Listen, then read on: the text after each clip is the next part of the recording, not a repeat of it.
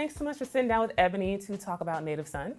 Thanks for having us. Thanks for having us. So, after reading the screenplay, what was it about these particular characters that made them so intriguing to you guys as actors?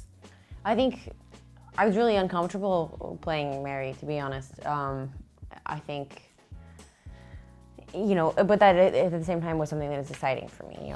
It's definitely a challenge, and she's interesting because she's someone who's really well-intentioned, but she's privileged, so privileged that she's very, very much blinded by it and out of touch with reality, and that can create some really cringe-worthy moments. And I think I feel like it's your job to really love your character, at least while you're playing them. Like, you don't have to want to be like them or anything, but you got to really understand where they're coming from and be unabashed about your love for them and their choices and all of that. So I think sometimes it was hard for me to get behind Mary because she's just so out of touch, and it can be so frustrating. But at the same time, she is very well intentioned. Margaret, how did you prepare for the role of Mary Dalton? Did you do specific research or draw inspiration from anyone in particular? How did you prep for this role? I don't know. I mean, I guess You just were this character, right? Oh, gee, thanks a lot. I hope You not. just fell into it? Oh, no. No, she's not at all. I mostly just having conversations with Rashid,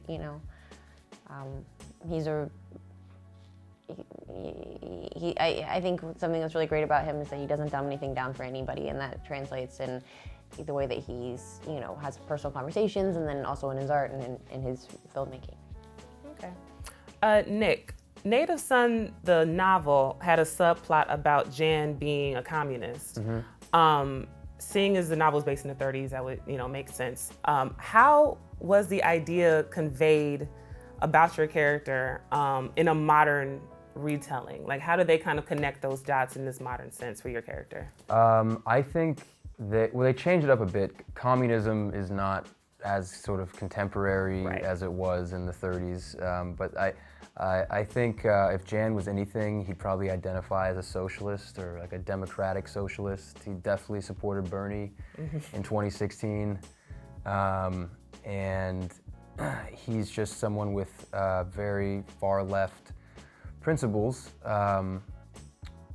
and yeah, I think that that was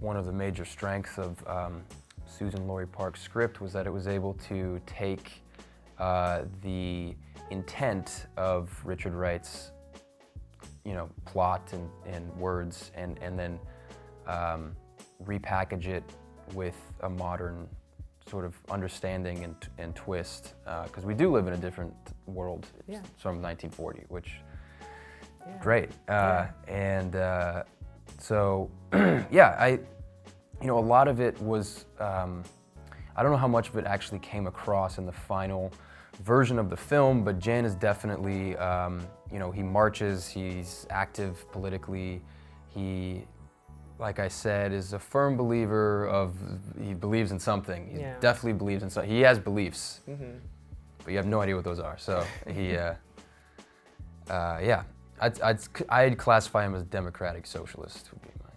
Okay.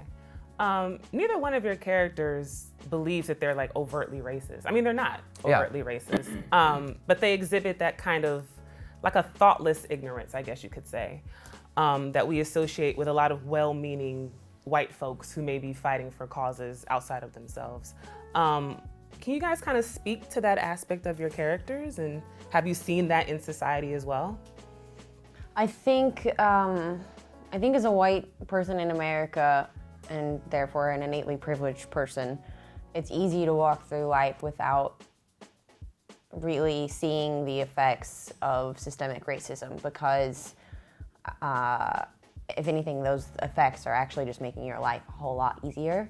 And maybe it's, easier to, you might notice a door that's closed on you before you're noticing a door that's open for you. Right. And I think, he was saying that in this contemporary version, it's obviously still so incredibly relevant.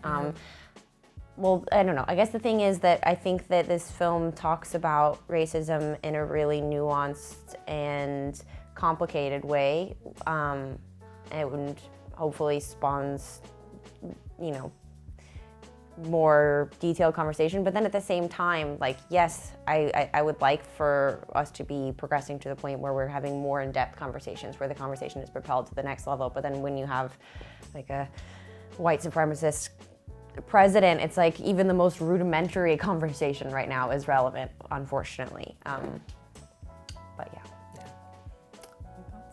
I think that, yeah, there is a level of insensitivity on Jan and Mary's part that isn't coming from a place of malice or like they're not coming from a place of trying to make Big uncomfortable. It's actually the opposite. They are trying to make Big feel welcome and included and understood somehow, but their own understanding is very basic and flawed. So I think it just kind of highlights their ignorance rather than masks it, which is what they're trying to do, you know. It's also, there's a weird power dynamic because, you know, Big is an employee of the Dalton family, and so they're asking him these questions about where he wants to go eat and things, but, you know, really he's kind of at their beck and call, and it's super uncomfortable to watch. I mean, you know, it's definitely not